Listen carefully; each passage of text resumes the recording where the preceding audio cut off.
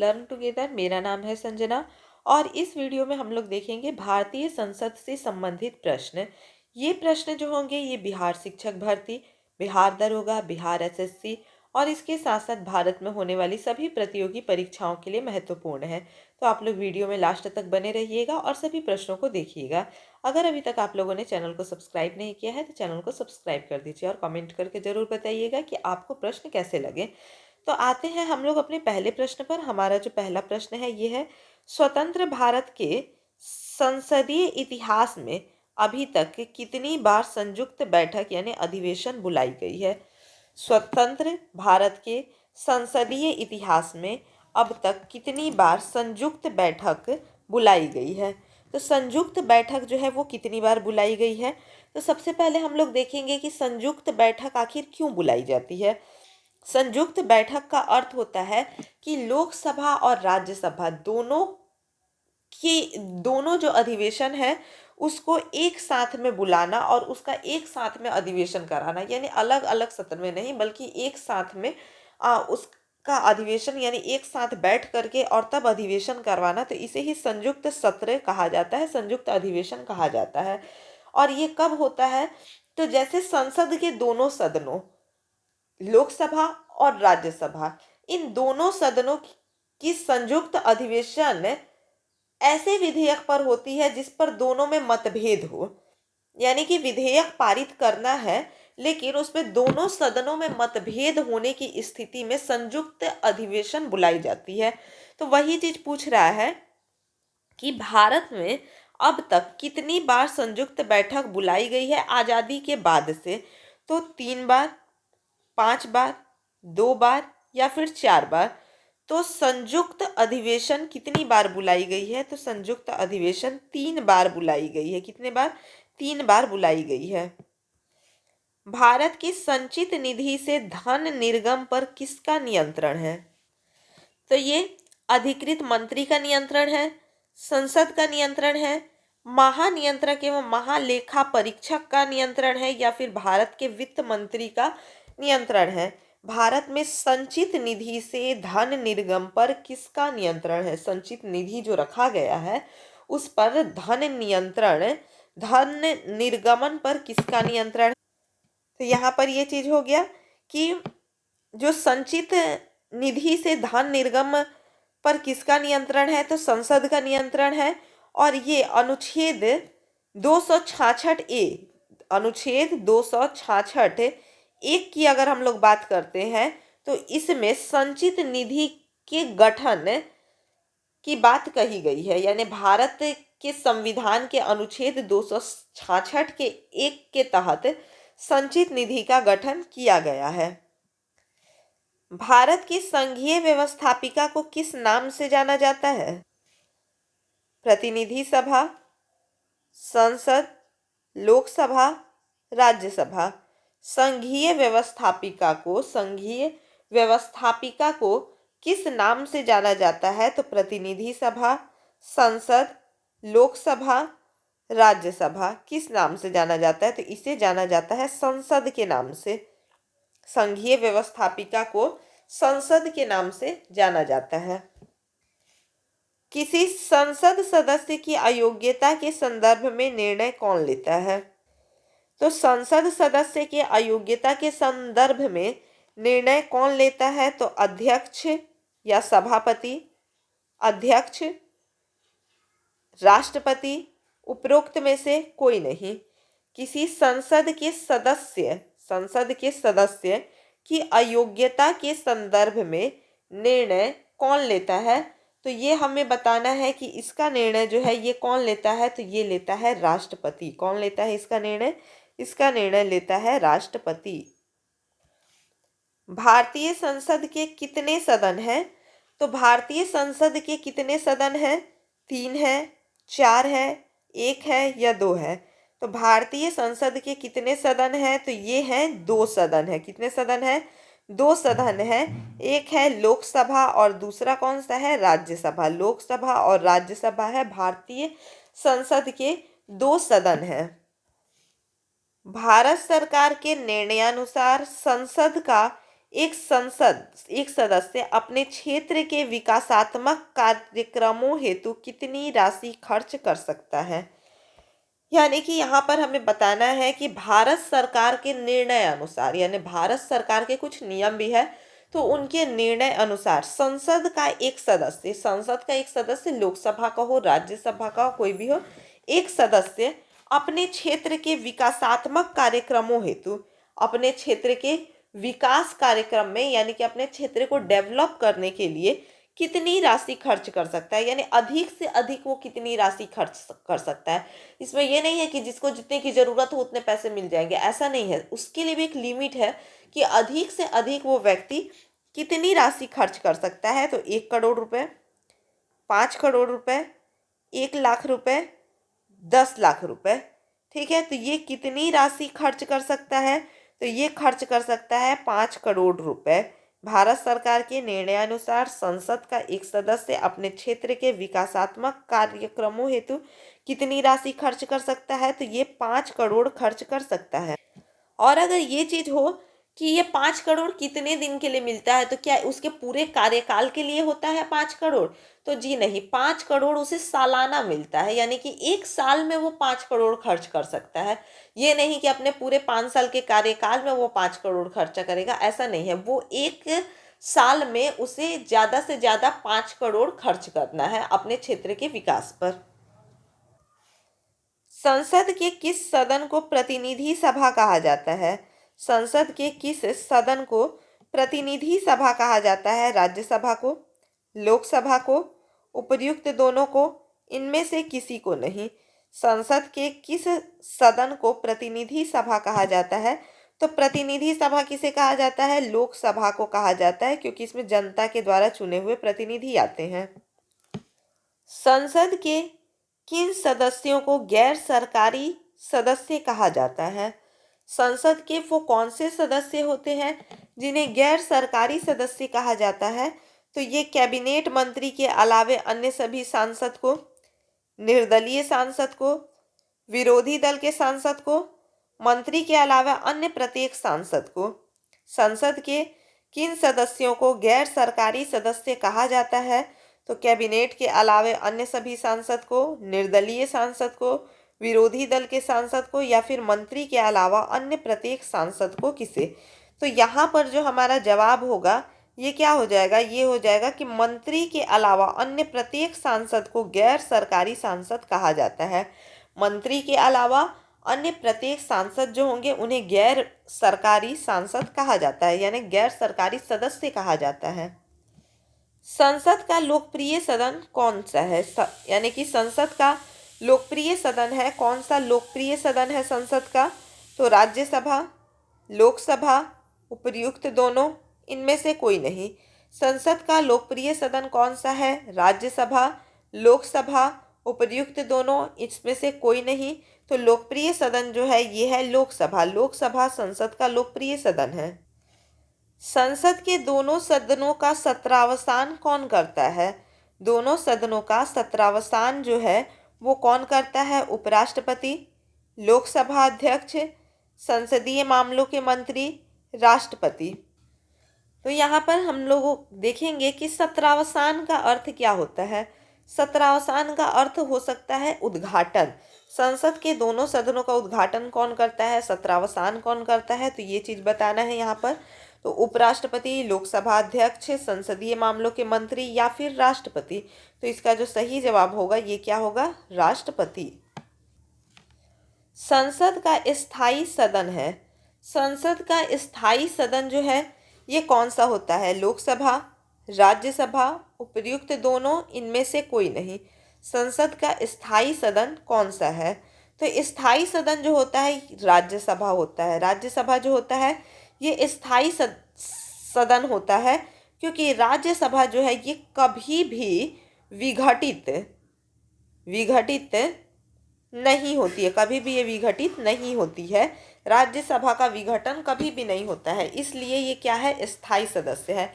राज्यसभा के सदस्यों का जो कार्यकाल होता है ये 6 वर्ष का होता है। ये कितने वर्ष का होता है, 6 वर्ष का होता है। लेकिन कभी भी यहाँ पर पूरे के पूरे सदनों का कार्यकाल समाप्त नहीं होता है।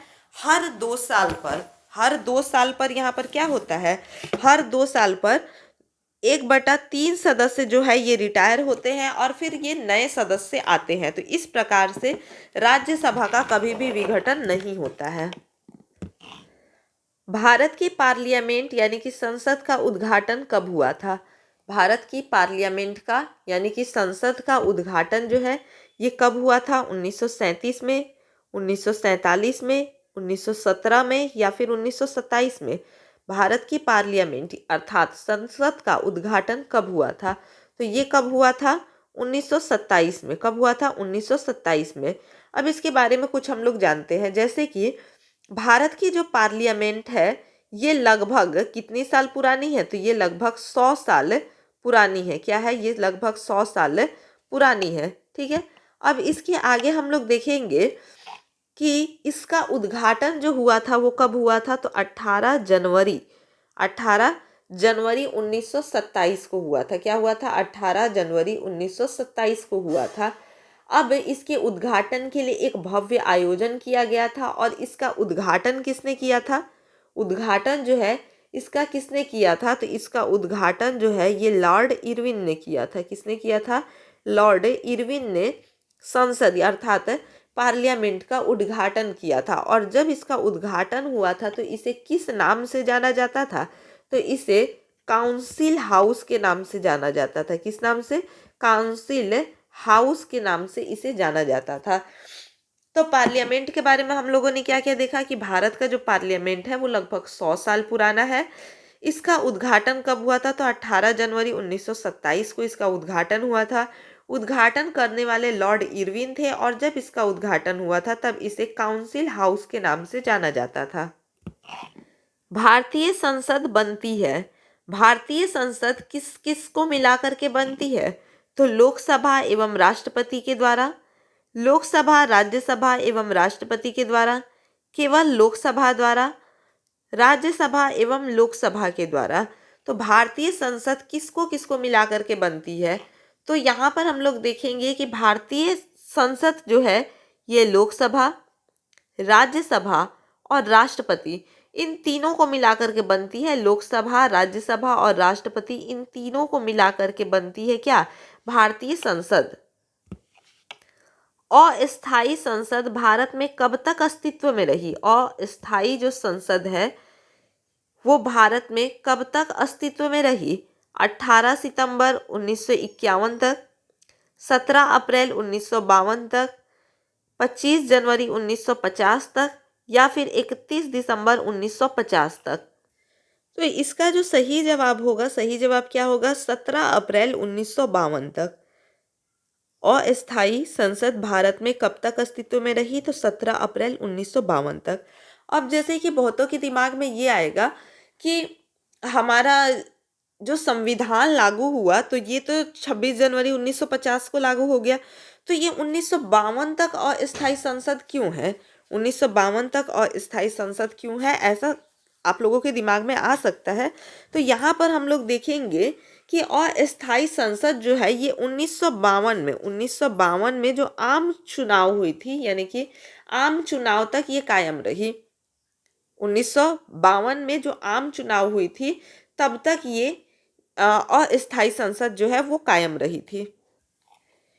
निम्नलिखित में से कौन सा एक प्रावधान भारतीय संविधान के अंतर्गत संसद के सदस्यों के विशेषाधिकारों तथा उन्मुक्तियों को निर्धारित करता है?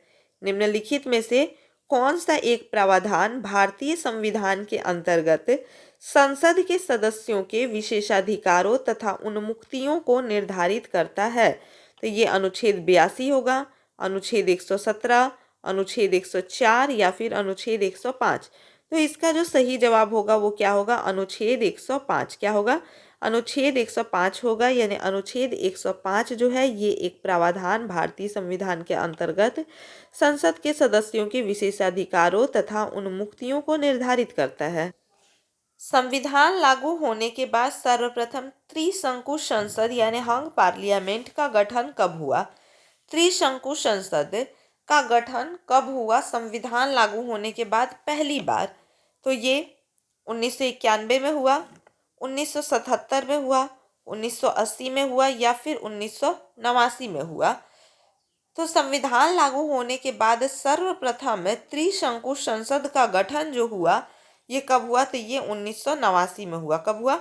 1989 में हुआ। अब एक चीज यहाँ पर और हम लोग देखेंगे कि 1989 यानी 1989 में संविधान लागू होने के बाद सर्वप्रथम त्रिशंकु संसद का गठन हुआ। तो ये जो त्रिशंकु संसद है, इसका तात्पर्य क्या है? त्रिशंकु संसद क्या होता है? तो ये एक ऐसी संसद है जिसमें किसी भी दल का स्पष्ट बहुमत ना हो।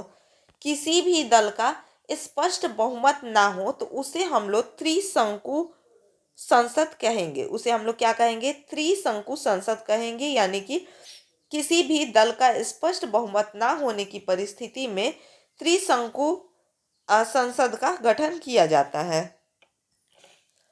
निम्नलिखित में से कौन संसद का अनन्य भाग नहीं है? कौन सा है जो कि संसद का अनन्य भाग नहीं है? लोकसभा, राज्यसभा, राष्ट्रपति, उपराष्ट्रपति। निम्नलिखित में से कौन संसद का अनन्य भाग नहीं है? लोकसभा, राज्यसभा, राष्ट्रपति, उपराष्ट्रपति। तो हम लोगों ने इसके पहले एक प्रश्न देखा था, उसमें हम लोग क्या देखे थे कि किसको किसको मिला करके संसद बनता है। तो हम लोग देखे कि लोकसभा, राज्यसभा और राष्ट्रपति, इसको मिला करके क्या बन गया? इसको मिला करके संसद बन गया। तो अब इसमें बच क्या जा रहा है? उपराष्ट्रपति। तो उपराष्ट्रपति जो होगा ये संसद का अनन्य भाग नहीं होगा। भारत के संविधान में कहा गया है कि भारत की संसद के 3 अंग होते हैं। भारत के संविधान में कहा गया है कि भारत की संसद के 3 अंग होते हैं। इनमें से एक अंग है लोकसभा, दूसरा अंग है राज्यसभा, जबकि तीसरा अंग है। तो तीसरा अंग कौन सा है? तो हम लोग इस चीज को इसके पिछले क्वेश्चन में भी देख चुके हैं कि किस किस को मिला करके संसद बनता है। तो लोकसभा, राज्यसभा और इसके साथ में तीसरा कौन होता है? तो प्रधानमंत्री होगा, लोकसभा अध्यक्ष होगा, राष्ट्रपति होगा या फिर उपराष्ट्रपति होगा? कौन होगा? तो लोकसभा, राज्यसभा और इसके साथ में होगा राष्ट्रपति। इन तीनों को मिलाकर के क्या बनता है? संसद। संसदीय प्रणाली वाला सरकार को अन्य किस नाम से जाना जाता है? संसदीय प्रणाली वाली सरकार को अन्य किस नाम से जाना जाता है? अन्य और किस नाम से जाना जाता है? तो संघीय सरकार, राष्ट्रपति सरकार, अनुक्रियाशील सरकार, उत्तरदायी सरकार। संसदीय प्रणाली वाली सरकार को अन्य किस नाम से जाना जाता है? तो उसे अन्य किस नाम से जाना जाएगा? तो इसे जाना जाता है संघीय सरकार के नाम से। किस नाम से? संघीय सरकार के नाम से जाना जाता है। भारतीय संसद के कितने अंग हैं? भारतीय संसद के कितने अंग हैं?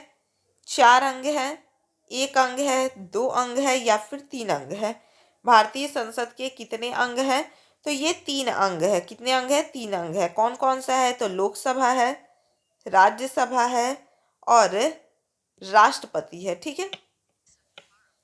संसद के कुल सदस्यों का कितना भाग वैधानिक चेंबर की मीटिंग बुलाने के लिए आवश्यक गणपूर्ति कोरम है? संसद के कुल सदस्यों का कितना भाग वैधानिक चेंबर की मीटिंग बुलाने के लिए आवश्यक गणपूर्ति कोरम है? तो ये हो जाएगा 1/4 भाग, 1/3 भाग, 1/10 भाग या फिर 1/6 भाग। इनमें से क्या होगा? तो ये हो जाएगा 1/10 भाग। कितना होगा? 1/10 भाग होगा। संसद के कुल सदस्यों का कितना भाग वैधानिक चेंबर की मीटिंग बुलाने के लिए आवश्यक गणपूर्ति अर्थात कोरम है? तो ये होगा 1/10 भाग।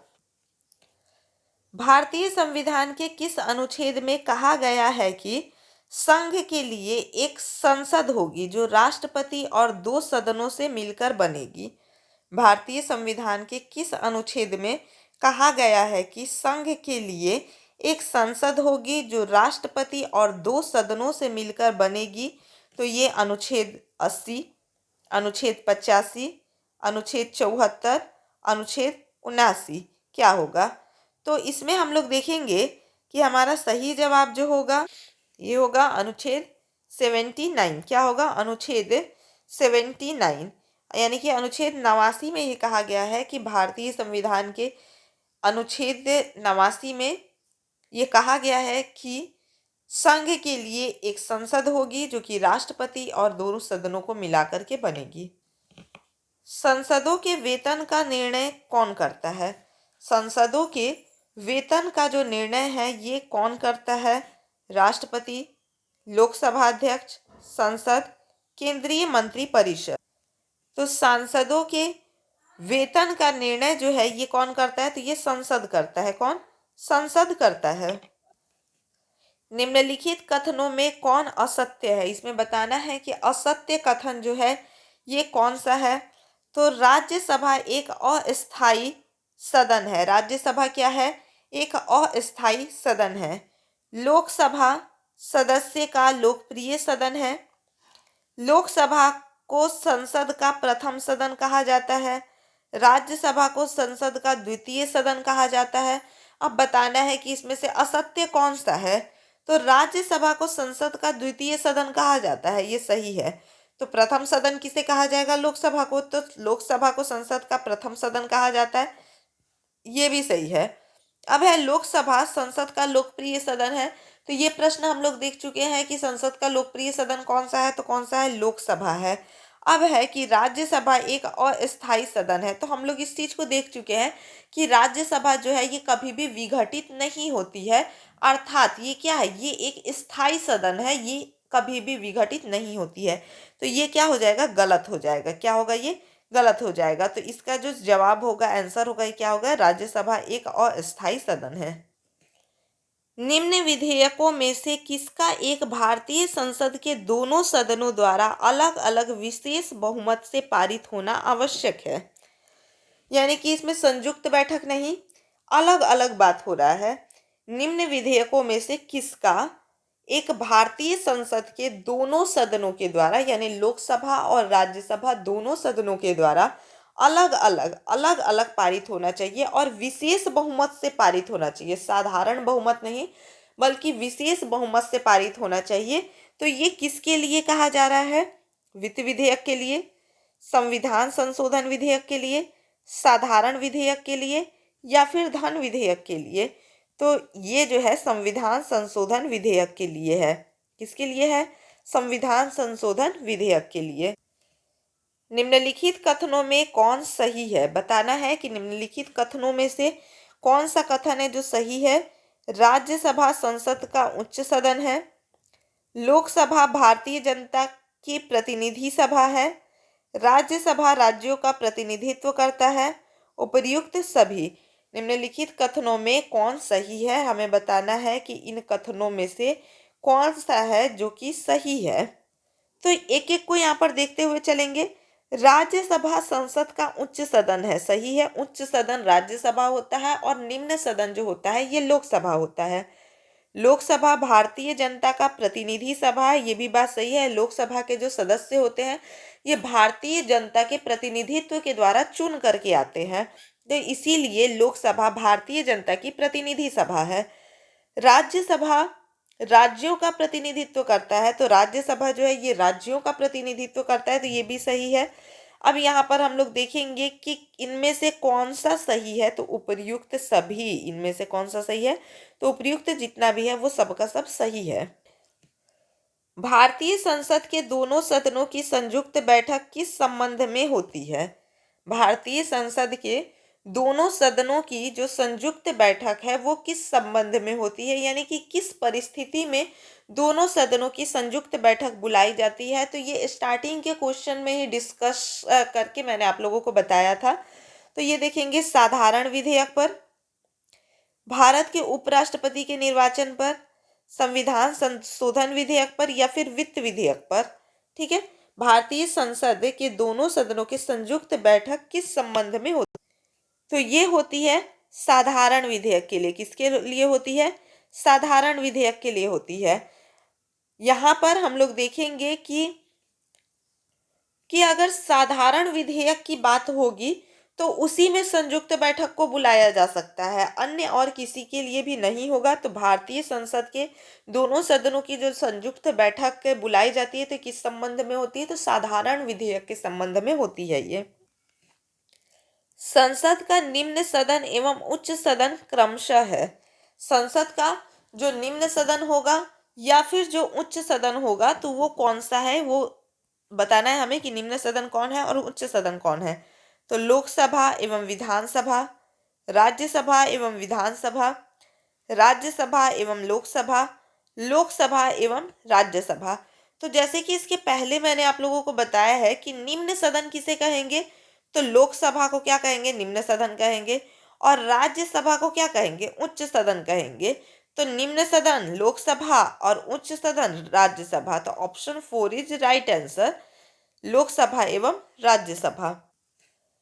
एक वर्ष में कम से कम कितनी बार संसद की बैठक होना आवश्यक है। एक वर्ष में संसद की बैठक होना कितनी बार आवश्यक है, 3 बार, 4 बार, 1 बार या फिर 2 बार। संसद की बैठक होना एक वर्ष में कम से कम कितनी बार आवश्यक है, तो ये आवश्यक होगा 2 बार। कितनी बार, 2 बार। यानी कि संसद के 2 सदनों के बीच का अंतराल जो है वो अधिकतम 6 माह होना चाहिए। अधिकतम कितना होना चाहिए, 6 माह होना चाहिए, इससे ज्यादा नहीं होना चाहिए। तो इससे ये निष्कर्ष निकल करके आता है कि एक साल में कम से कम 2 बार जो है ये संसद की बैठक होना अनिवार्य है, आवश्यक है। संसद को भंग करने के लिए कौन सक्षम है। संसद को कौन भंग कर सकता है, कौन इसके लिए सक्षम है। प्रधानमंत्री, राज्यपाल, राष्ट्रपति, उपराष्ट्रपति। ठीक है, संसद को कौन भंग कर सकता है, तो संसद को भंग करने के लिए जो सक्षम है या फिर जिसके पास अधिकार है, तो ये होगा राष्ट्रपति। संसद के किसी सदस्य की सदस्यता तब समाप्त समझी जाती है यदि वह बिना संसद को सूचित किए अनुपस्थित रहता है। यानी संसद के किसी भी सदस्य की सदस्यता, संसद के किसी भी सदस्य की सदस्य, चाहे वो लोकसभा का हो या फिर राज्यसभा का हो, उसकी सदस्यता तब समाप्त समझी जाती है यदि वह बिना सदन को सूचित किए अनुपस्थित रहता है। कितने दिनों तक अनुपस्थित रहेगा बिना सदन को सूचित किया। अगर सदन को सूचित करके अनुपस्थित रहता है तो कोई बात नहीं है, लेकिन उसने सदन को कोई जानकारी नहीं दी है, कोई सूचना नहीं दी है, और वो अगर अनुपस्थित रहता है तो कितने दिनों तक अनुपस्थित रहेगा कि उसकी सदस्यता को समाप्त समझा जाएगा। तो ये 120 दिन, 150 दिन, 60 दिन या फिर 90 दिन। तो इसका जो सही जवाब होगा ये क्या होगा, 60 दिन। यानी कि बिना किसी सूचना के संसद का सदस्य 60 दिनों तक अनुपस्थित रहता है तो उसकी सदस्यता को समाप्त समझा जाएगा। भारतीय संसद की संप्रभुता प्रतिबंधित है। भारतीय संसद की जो संप्रभुता है वो प्रतिबंधित है किससे, तो विपक्षी दल के नेताओं से, भारत के प्रधानमंत्री की शक्तियों के, भारत के राष्ट्रपति की शक्तियों से, या फिर न्यायिक समीक्षा से। भारतीय संसद की संप्रभुता प्रतिबंधित है, तो ये किससे प्रतिबंधित है, तो ये न्यायिक समीक्षा से प्रतिबंधित है। किससे है, न्यायिक समीक्षा से प्रतिबंधित है। कौन सी प्रथा संसदीय प्रणाली को भारत की देन है। कौन सी प्रथा है जो कि संसदीय प्रणाली को भारत की देन है। स्थगन प्रस्ताव, मंत्रालयों की मांगों का गिलेटिन किया जाना, शून्यकाल, कटौती प्रस्ताव। तो इसका जो सही जवाब होगा ये हो जाएगा शून्यकाल। कौन सी प्रथा संसदीय प्रणाली को भारत की देन है, तो यानी कि संसदीय प्रणाली ने इसे भारत से ही अपनाया है, तो ये हो जाएगा शून्यकाल। संसद के कितने सत्र होते हैं, तो क्वेश्चन थोड़ा सा ये कंफ्यूजिंग है, सही तरीके से क्वेश्चन नहीं दिया हुआ है। तो संसद के कितने सत्र होते हैं, तो हम लोग यहाँ पर अगर लोकसभा की बात करें, किसकी, लोकसभा की अगर हम लोग बात करें, क्योंकि ऑप्शन में लोकसभा से रिलेटेड दिया हुआ है, तो लोकसभा में कितने सत्र होते हैं, 3 सत्र होते हैं।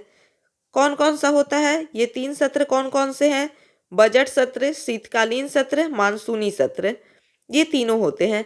बजट सत्र जो होता है ये फरवरी से मई तक होता है। कब से होता है, तो ये फरवरी से लेकर के मई तक होता है। ठीक है, इसके बाद शीतकालीन सत्र की अगर हम लोग बात करें तो शीतकालीन सत्र की अगर हम लोग बात करते हैं तो ये नवंबर दिसंबर में होता है। कब होता है? तो नवंबर दिसंबर में होता है। और मॉनसूनी सत्र की अगर हम लोग बात करें तो ये होता है जुलाई अगस्त में। कब होता है? तो जुलाई अगस्त में ये होता है। ठीक है, तो इस प्रकार से संसद के कितने सत्र होते हैं? तो लोकसभा के 3 सत्र बुलाए जाते हैं और ये तीनों ही सत्र जो है ये संसद के सत्र हैं। तो इसका सही जवाब होगा उपर्युक्त सभी। संसद की कार्यवाही सूची में प्रथम विषय होता है ध्यानाकर्षण प्रस्ताव, स्थगन प्रस्ताव, शून्यकाल, प्रश्नकाल। तो इसका सही जवाब क्या होगा? प्रश्नकाल होगा। यानी संसद की कार्यवाही सूची में प्रथम विषय जो होता है वो क्या होता है? ये प्रश्नकाल होता है। प्रथम विषय प्रश्नकाल का होता है। संसद के 2 क्रमिक अधिवेशनों के बीच अधिकतम कितने समयांतराल की अनुमति है? संसद के 2 क्रमिक अधिवेशनों के बीच 2 क्रमिक अधिवेशन के बीच अधिकतम कितने समांतराल की अनुमति है? यानी कि 2 अधिवेशनों के बीच में अधिकतम कितना अंतराल होना चाहिए? तो इसका भी आंसर मैंने आप लोगों को डिस्कशन करते समय बताया है। 6 माह, 12 माह, 1 वर्ष या फिर 3 माह। तो संसद के 2 अधिवेशन के बीच में ज़्यादा से ज़्यादा 6 माह का अंतराल होना चाहिए। ज़्यादा से ज़्यादा कितने का? 6 माह का अंतराल होना चाहिए। इससे ज़्यादा का अंतराल नहीं होना चाहिए। संविधान संशोधन प्रस्ताव के संबंध में दोनों सदनों में मतभेद होने की स्थिति में क्या होगा?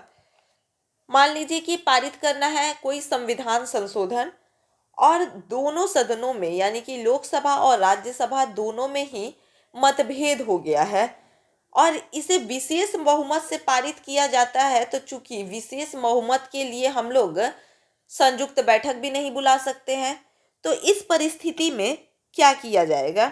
तो संयुक्त अधिवेशन में फैसला होगा, प्रस्ताव गिर जाएगा, लोकसभा की इच्छा अनुसार पारित होगा या राज्यसभा की इच्छा अनुसार पारित होगा। तो सबसे पहली बात हम लोग ये जानेंगे कि संविधान संशोधन के लिए क्या होना चाहिए। तो संविधान संशोधन के लिए संसद के दोनों सदनों लोकसभा और राज्यसभा दोनों सदनों से अलग अलग प्रस्ताव पारित होना चाहिए। अलग अलग प्रस्ताव पारित होना चाहिए और किससे? तो विशेष बहुमत से पारित होना चाहिए। ठीक है, किससे? विशेष बहुमत से पारित होना चाहिए। अब यहाँ पर हम लोग देखेंगे कि साधारण यानी संयुक्त अधिवेशन जो बुलाया जाता है तो ये तो साधारण बहुमत के लिए बुलाया जाता है, तो संयुक्त अधिवेशन नहीं बुलाया जाएगा। अब यहाँ पर चूंकि बोल रहा है कि दोनों सदनों से अलग अलग प्रस्ताव पारित होना चाहिए, तो किसी एक के बात पर तो ये आएगा नहीं। तो ना ही लोकसभा की इच्छा से होगा ना ही राज्यसभा की इच्छा से होगा। जब मतभेद हो जाएगा तो ये प्रस्ताव गिर जाएगा। ये प्रस्ताव क्या हो जाएगा? गिर जाएगा। भारतीय संसद के दोनों सदनों की संयुक्त बैठक किस संबंध में होती है? दोनों सदनों की संयुक्त बैठक यानी कि लोकसभा और राज्यसभा दोनों सदनों की संयुक्त बैठक जो होगी ये किस संबंध में होती है? तो साधारण विधेयक के संबंध में, भारत के उपराष्ट्रपति के निर्वाचन के लिए, संविधान संशोधन विधेयक के लिए या फिर वित्त विधेयक के लिए। तो दोनों सदनों की जो संयुक्त बैठक बुलाई जाती है ये साधारण विधेयक के लिए ही हो सकता है। इसके अलावा और किसी चीज के लिए भी नहीं बुलाया जा सकता है। संसद के संयुक्त अधिवेशन में विधेयक पारित होता है। संसद का जो संयुक्त अधिवेशन होता है तो उसमें विधेयक कैसे पारित होता है? किस प्रकार से उसमें विधेयक पारित करवाया जाता है? तो दोनों सदनों की कुल उपस्थिति तथा मतदाता सदस्यों के सामान्य बहुमत द्वारा। दोनों सदनों के कुल उपस्थिति तथा मतदाता सदस्यों के 2/3 बहुमत द्वारा। दोनों सदनों के कुल सदस्यों के समान बहुमत द्वारा। दोनों सदनों के कुल सदस्यों के 2/3 बहुमत द्वारा। तो यहाँ पर हम लोग देखेंगे कि संसद के संयुक्त अधिवेशन में जो विधेयक पारित होता है तो ये विधेयक कैसे पारित होता है? तो दोनों सदनों के कुल उपस्थित तथा मतदाता सदस्यों के सामान्य बहुमत के द्वारा। क्या होगा यहाँ पर? दोनों सदनों के कुल उपस्थित तथा मतदाता सदस्यों के सामान्य बहुमत के द्वारा। साधारण विधेयक से संबंधित गतिरोध को दूर करने के लिए संसद के दोनों सदनों की बैठक कौन बुलाता है? अगर कोई सामान्य विधेयक है और दोनों सदनों की सहमति नहीं बैठ रही है तो इनके बीच जो गतिरोध है उसको दूर करने के लिए संयुक्त बैठक बुलाया जाता है। तो इस संयुक्त बैठक को कौन बुलाता है? लोकसभा अध्यक्ष, राज्यसभा का सभापति, राष्ट्रपति या फिर मंत्रिपरिषद। तो इस संयुक्त बैठक को कौन बुलाता है? तो ये बुलाता है राष्ट्रपति। कौन बुलाता है? राष्ट्रपति बुलाता है। तो यहाँ पर हम लोग क्या देखेंगे, क्या देखें हम लोग कि संसद के दोनों सदनों का जो संयुक्त बैठक बुलाया जाता है तो ये दोनों ही संयुक्त बैठक को बुलाने का अधिकार किसके पास है? कौन बुला सकता है? तो राष्ट्रपति इन दोनों को बुला सकता है। दोनों को एक साथ में कौन बुलाएगा? राष्ट्रपति बुलाएगा। अब इसके बाद से यहाँ पर सवाल एक चीज और उठता है कि राष्ट्रपति ने बुला तो लिया लेकिन इसकी अध्यक्षता कौन करेगा?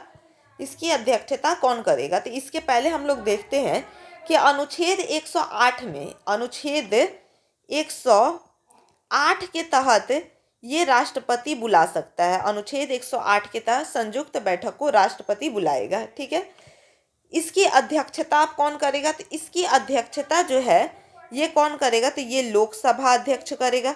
इसकी अध्यक्षता कौन करेगा? लोकसभा अध्यक्ष करेगा। यानी कि दोनों सदनों की संयुक्त बैठक की अध्यक्षता लोकसभा अध्यक्ष करेगा। अगर मान लेते हैं कि लोकसभा अध्यक्ष नहीं है तो कौन करेगा? तो लोकसभा उपाध्यक्ष करेगा। लोकसभा अध्यक्ष नहीं है तो लोकसभा उपाध्यक्ष करेगा। और अगर लोकसभा उपाध्यक्ष भी नहीं है, यानी कि लोकसभा का अध्यक्ष भी नहीं है और लोकसभा का उपाध्यक्ष भी नहीं है, तब इसकी संयुक्त बैठक की अधिवेशन कौन करेगा? तो यहाँ पर राज्यसभा का उपाध्यक्ष करेगा। कौन करेगा? राज्यसभा का उपसभापति करेगा। राज्यसभा का सभापति नहीं करेगा, यहाँ पर राज्यसभा का उपसभापति करेगा। तो या तो संयुक्त बैठक की अध्यक्षता लोकसभा अध्यक्ष करेगा, उसकी अनुपस्थिति में लोकसभा उपाध्यक्ष करेगा। अगर ये दोनों ही अनुपस्थित है तो राज्यसभा का उपसभापति इसकी अध्यक्षता करेगा।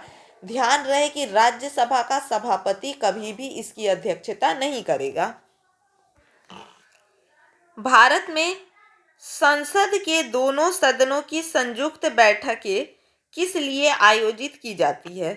भारत में संसद के दोनों सदनों की संयुक्त बैठकें किस लिए आयोजित की जाती है? तो संविधान संशोधन विधेयक को अंगीकार करने के लिए, उस विधेयक पर विचार करने और उसे पारित करने के लिए जिस पर दोनों में मतभेद हो, भारत के राष्ट्रपति को निर्वाचित करने के लिए, भारत के उपराष्ट्रपति को निर्वाचित करने के लिए। तो जो संयुक्त बैठक बुलाई जाती है तो इसका आयोजन किस लिए किया जाता है, यानी कि किस कारण से बुलाना पड़ता है? तो ये हो जाएगा कि उस विधेयक पर विचार करने और उसे पारित करने के लिए जिस पर दोनों में मतभेद हो, यानी लोकसभा और राज्यसभा दोनों में किसी चीज को लेकर के मतभेद है, किसी विधेयक को लेकर के, तो उस परिस्थिति में इसकी संयुक्त बैठक बुलाई जाएगी। लेकिन ध्यान रहे कि ये एक साधारण विधेयक होना चाहिए। लोकसभा व राज्यसभा की संयुक्त बैठक कब होती है? तो इनकी संयुक्त बैठक कब बुलाई जाएगी, लोकसभा और राज्यसभा की? तो राष्ट्रपति जब बुलाएं, संसद का सत्र शुरू होने पर, लोकसभा एवं राज्यसभा में मतभेद होने पर, इनमें से कोई नहीं। तो लोकसभा एवं राज्यसभा की जो संयुक्त बैठक होती है ये कब बुलाई जाती है? तो ये बुलाई जाती है लोकसभा एवं राज्यसभा पर किसी विधेयक पर मतभेद होने पर इसे बुलाई जाती है। और ये किसके द्वारा बुलाई जाती है? तो राष्ट्रपति के द्वारा बुलाई जाती है। संसद के संयुक्त बैठक को कौन संबोधित करता है? संसद का जो संयुक्त बैठक होता है उसे कौन संबोधित करता है? उसकी अध्यक्षता कौन करेगा? तो डिप्टी स्पीकर, राष्ट्रपति, प्रधानमंत्री या फिर स्पीकर, कौन करेगा? तो संसद के संयुक्त बैठक को कौन संबोधित करता है? तो जो संसद के दोनों सदनों को बुलाएगा वही इसे संबोधित भी करेगा। तो यहाँ पर हो जाएगा राष्ट्रपति। क्या होगा? राष्ट्रपति होगा। संसद के दोनों सदनों के साथ साथ बैठने पर निम्न होता है, यानी दोनों के संसद के दोनों सदन एक साथ जब बैठते हैं तो क्या होता है?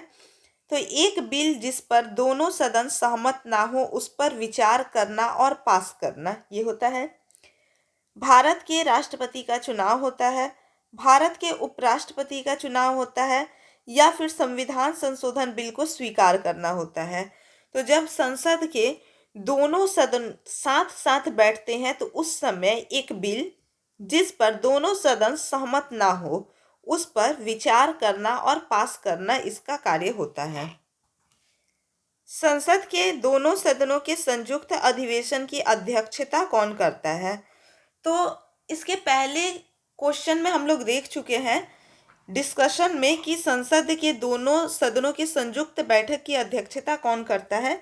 तो ये प्रधानमंत्री करेगा, लोकसभा अध्यक्ष करेगा, राष्ट्रपति करेगा या फिर उपराष्ट्रपति करेगा। तो दोनों सदनों की संयुक्त बैठक की जो अध्यक्षता होता है ये लोकसभा अध्यक्ष करेगा। कौन करेगा? लोकसभा अध्यक्ष करेगा। अगर लोकसभा अध्यक्ष अनुपस्थित हुआ तो लोकसभा उपाध्यक्ष करेगा, और अगर लोकसभा उपाध्यक्ष भी अनुपस्थित है और लोकसभा अध्यक्ष भी अनुपस्थित है तो इस परिस्थिति में राज्यसभा का क्या उपसभापति इसकी अध्यक्षता करेगा। यदि किसी सामान्य विधेयक पर राज्यसभा और लोकसभा के बीच गतिरोध आता है तो उसका समाधान कौन करेगा? यदि किसी सामान्य विधेयक पर राज्यसभा और लोकसभा के बीच में गतिरोध आता है तो उसका समाधान जो है वो कौन करेगा? तो संसद का संयुक्त सत्र, उच्चतम न्यायालय, राष्ट्रपति, मंत्रिपरिषद। कौन करेगा? संसद का संयुक्त सत्र, उच्चतम न्यायालय, राष्ट्रपति, मंत्रिपरिषद। तो यहाँ पर हम लोग देखेंगे कि यदि किसी सामान्य विधेयक पर राज्यसभा और लोकसभा के बीच गतिरोध आता है यानी कि मतभेद आता है तो उसका समाधान जो होता है ये क्या होता है? संसद का संयुक्त सत्र होता है। क्या होता है इसका समाधान? संसद का संयुक्त सत्र होता है, जिसको कौन बुलाता है? जिसको राष्ट्रपति बुलाता है। क्या राष्ट्रपति या उपराष्ट्रपति कभी संयुक्त अधिवेशन की अध्यक्षता करते हैं? राष्ट्रपति या फिर उपराष्ट्रपति क्या कभी भी संयुक्त अधिवेशन की अध्यक्षता करते हैं? हाँ, यदि संसद ऐसा चाहे तो। कभी नहीं, इनमें से कोई नहीं। तो यहाँ पर बात है कि राष्ट्रपति और उपराष्ट्रपति संयुक्त अधिवेशन की अध्यक्षता करते हैं या नहीं करते हैं। तो इसका जवाब हो जाएगा कि कभी नहीं करते हैं। किसी भी परिस्थिति में राष्ट्रपति और उपराष्ट्रपति संसद के संयुक्त अधिवेशन की अध्यक्षता नहीं करेंगे। तो सही जवाब क्या होगा? ऑप्शन 3, कभी नहीं। तो इस प्रकार से हम लोगों ने भारतीय संसद से संबंधित प्रश्नों को देखा यहाँ पर, और इस प्रश्न को शुरू से लेकर के लास्ट तक हम लोगों ने कवर किया और अच्छे से डिस्कस भी किया। तो इस प्रकार से और भी वीडियोस देखने के लिए चैनल के साथ में बने रहे। वीडियो अगर अच्छा लगे तो इसे लाइक और शेयर कीजिए। कमेंट करके बताइए कि वीडियो आपको कैसा लगा, और अगर अभी तक आप लोगों ने चैनल को सब्सक्राइब नहीं किया है तो चैनल को सब्सक्राइब कर लीजिए। धन्यवाद।